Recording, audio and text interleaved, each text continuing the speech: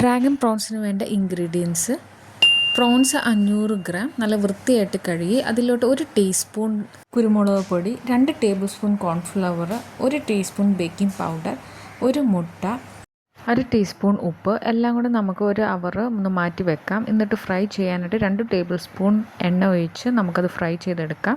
അതേ പാത്രത്തിൽ നമുക്ക് കുറച്ച് എണ്ണ മാറ്റി വെച്ചിട്ട് പകുതിയോളം എണ്ണ മാറ്റി വെച്ചിട്ട് അതിലേക്ക് നമുക്ക് കാഷ്യൂസ് ഒന്ന് വറുത്തെടുക്കാം.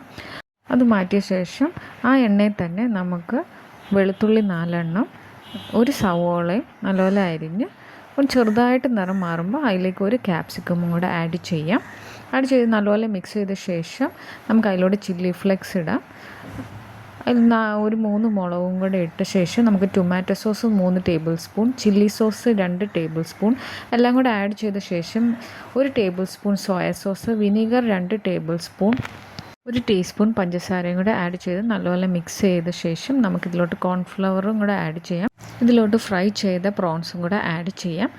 ആഡ് ചെയ്ത ശേഷം ഇതിലോട്ട് നമുക്ക് സ്പ്രിംഗ് ഒണിയനും കൂടെ മുകളിലൊന്ന് ഡെക്കറേറ്റ് ചെയ്യാനായിട്ട് വെക്കാം. ഫ്രൈഡ് റൈസിൻ്റെയും ചോറിൻ്റെ കൂടെയൊക്കെ ഉള്ള ഒരു റെസിപ്പിയാണ്. നല്ല ഈസി ആയിട്ടുള്ള റെസിപ്പിയാണ്. സബ്സ്ക്രൈബും ലൈക്ക് ചെയ്യാൻ മറക്കല്ലേ.